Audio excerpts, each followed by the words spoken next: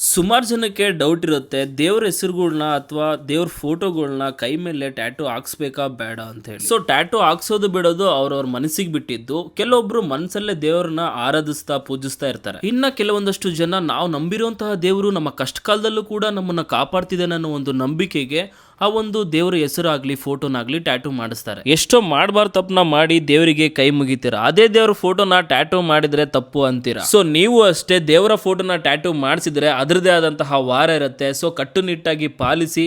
ಮತ್ತೆ ಈ ಒಂದು ಟ್ಯಾಟೂ ಹೇಗೆ ಬಂದಿದೆ ನಮ್ಮ ಕಮೆಂಟ್ ಬಾಕ್ಸಲ್ಲಿ ತಿಳಿಸಿ. ಈ ಒಂದು ವಿಡಿಯೋನ ಪ್ರತಿಯೊಬ್ಬರಿಗೂ ಶೇರ್ ಮಾಡಿ. ಧನ್ಯವಾದಗಳು. ಕೆಲಸ ನಿನದೆ, ಫಲವು ನಿನದೆ, ಛಲದ ಒಡೆಯ ನೀನು. ಇದನ್ನು ಮರೆತು ನನಗೆ ನಮಿಸಿ ಶ್ರಮವ ಪಡುವೆ ನೀನು. ಬಿಡು ಮತಗಳ ಜಗಳ, ಇದೇ ಕೆಲಸವು ಬಹಳ. ನನ್ನ ಒಲಿಸಲು ಮರುಳ, ಇರೋ ಮಾರ್ಗವು ಸರಳ.